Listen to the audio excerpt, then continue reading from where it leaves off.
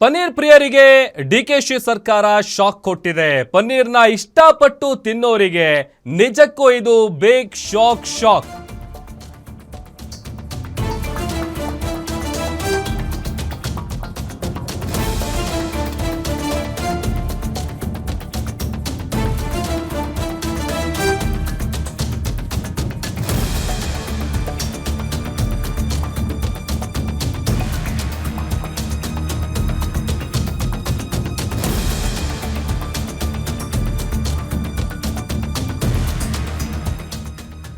ಪನ್ನೀರ್ ಪ್ರಿಯರು ನೋಡಲೇಬೇಕಾದಂತ ಸುದ್ದಿ ಇದು. ಪನ್ನೀರ್ನ ಇಷ್ಟಪಟ್ಟು ತಿನ್ನುವಂಥವರಿಗೆ ಡಿಕೆಶಿ ಸರ್ಕಾರ ಶಾಕ್ ಕೊಟ್ಟಿದೆ.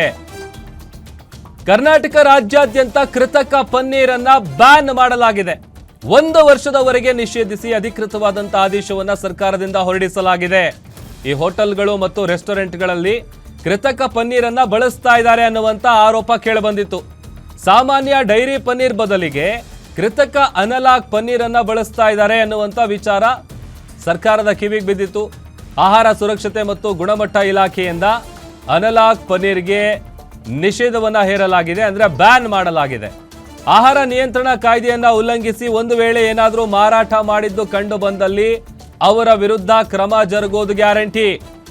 ಸಾರ್ವಜನಿಕ ಆರೋಗ್ಯದ ಮೇಲೆ ಗಂಭೀರ ಪರಿಣಾಮದ ಬಗ್ಗೆ ಕಳವಳ ವ್ಯಕ್ತವಾಗ್ತಾ ಇದೆ. ಹೀಗಾಗಿ ಆ ಹಿನ್ನೆಲೆಯಲ್ಲಿ ಕೃತಕ ಪನ್ನೀರನ್ನ ಸರ್ಕಾರ ಬ್ಯಾನ್ ಮಾಡಿ ಅಧಿಕೃತವಾದಂಥ ಆದೇಶವನ್ನು ಹೊರಡಿಸಿದೆ. 1 ವರ್ಷಗಳವರೆಗೆ ಈ ಹೋಟೆಲ್ಗಳು ಅಥವಾ ರೆಸ್ಟೋರೆಂಟ್ಗಳಲ್ಲಿ ಇದನ್ನ ಹೆಚ್ಚಿಗೆ ಬಳಸ್ತಾ ಇದ್ರು. ಆ ಥರದೊಂದು ಆರೋಪ ಕೂಡ ಕೇಳಿಬಂದಿತ್ತು. ಹೀಗಾಗಿ ರಾಜ್ಯಾದ್ಯಂತ ಇನ್ಮುಂದೆ ಕೃತಕ ಪನ್ನೀರನ್ನ ನಿಷೇಧಿಸಲಾಗಿದೆ, ಬ್ಯಾನ್ ಮಾಡಲಾಗಿದೆ.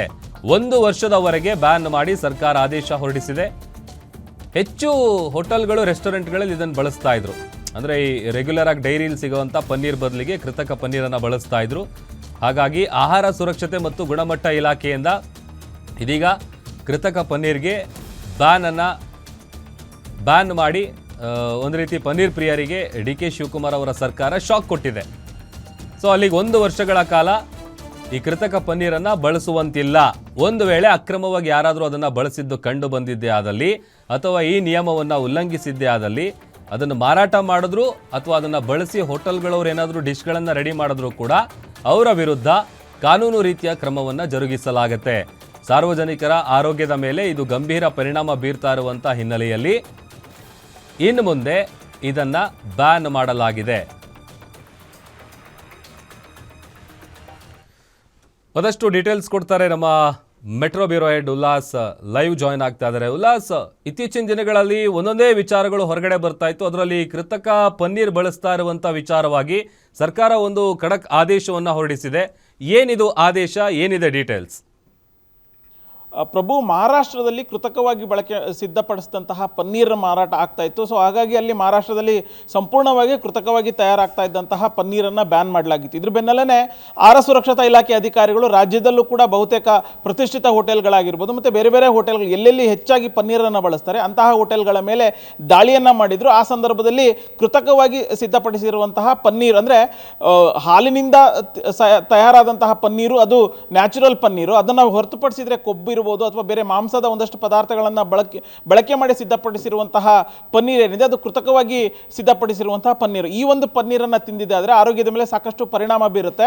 ಸೊ ಹೀಗಾಗಿ ರಾಜ್ಯದಲ್ಲಿ ತನಗೆ ದಾಳಿ ಮಾಡಿದಂಥ ಸಂದರ್ಭದಲ್ಲಿ ಈ ರೀತಿಯಾದಂತಹ ಪನ್ನೀರು ಬಳಕೆ ಮಾಡ್ತಾ ಇರುವಂಥದ್ದು ಕಂಡು ಬಂದಿರಲಿಲ್ಲ. ಆದರೂ ಕೂಡ ಆಹಾರ ಸುರಕ್ಷತಾ ಇಲಾಖೆ ಅಧಿಕಾರಿಗಳು ಮುನ್ನೆಚ್ಚರಿಕಾ ಕ್ರಮವಾಗಿ ಇಡೀ ರಾಜ್ಯಾದ್ಯಂತ 1 ವರ್ಷಗಳ ಕಾಲ ಕೃತಕವಾಗಿ ಬಳಕೆ ಮಾಡುವಂತಹ ಪನ್ನೀರ್ ಏನಿದೆ ಅದನ್ನು ಸಂಪೂರ್ಣವಾಗಿ ಬ್ಯಾನ್ ಮಾಡಿ ಆದೇಶವನ್ನು ಹೊರಡಿಸಿರುವಂಥದ್ದು. ಒಂದು ಕಡೆ ಆಹಾರ ಸುರಕ್ಷತಾ ಇಲಾಖೆ ಅಧಿಕಾರಿಗಳು ಆರೋಗ್ಯ ಹೋಟೆಲ್ಗಳ ಮೇಲೆ ಸ್ವಚ್ಛತೆ ಇಲ್ಲದಿರುವುದು ಅಥವಾ ಕೆಮಿಕಲ್ ಅಂದರೆ ಬಳಕೆಗೆ ಯೋಗ್ಯನೇ ಇಲ್ಲ ಅನ್ನುವಂತಹ ಒಂದು ಆಹಾರ ಪದಾರ್ಥಗಳನ್ನು ಬಳಕೆ ಮಾಡ್ತಿದ್ರು. ಅದರ ಮೇಲೆ ದಾಳಿಯನ್ನು ಮಾಡಿದ್ರು. ಸುಮಾರು 3000 kgಗೂ ಹೆಚ್ಚು ಅವಧಿ ಮೀರಿರುವಂತಹ ಮಾಂಸ ಆಗಿರ್ಬೋದು ಅಥವಾ ಅವಧಿ ಮೀರಿರುವಂತಹ ಆಹಾರ ಪದಾರ್ಥಗಳನ್ನು ವಶಕ್ಕೆ ಪಡ್ಕೊಂಡಿದ್ರು. ಅವ್ರ ಮೇಲೆ ನೋಟಿಸನ್ನು ಕೊಡುವಂಥ ಕೆಲಸಕ್ಕೂ ಮುಂದಾಗಿದ್ರು. ಇದರ ಮುಂದುವರೆದ ಭಾಗವಾಗಿ ಇದೀಗ ಆರೋಗ್ಯ ಇಲಾಖೆ ಮತ್ತೊಂದು ಮಹತ್ವವಾದಂಥ ಒಂದು ಆದೇಶವನ್ನು ಹೊರಡಿಸಿರುವಂಥದ್ದು. ಹಾಲಿನಿಂದ ತಯಾರಾದಂತಹ ಪನ್ನೀರನ್ನು ಬಿಟ್ಟರೆ ಬೇರೆ ಯಾವುದೇ ರೀತಿಯಾದಂಥ ಪದಾರ್ಥಗಳನ್ನು ಬಳಕೆ ಮಾಡಿ ಸಿದ್ಧಪಡಿಸಿರುವಂತಹ ಪನ್ನೀರನ್ನು ಬಳಕೆ ಮಾಡಬಾರ್ದು ಅನ್ನುವಂಥ ಒಂದು ಕಟ್ಟುನಿಟ್ಟಿನ ಸೂಚನೆಯನ್ನು ಕೊಟ್ಟಿದೆ.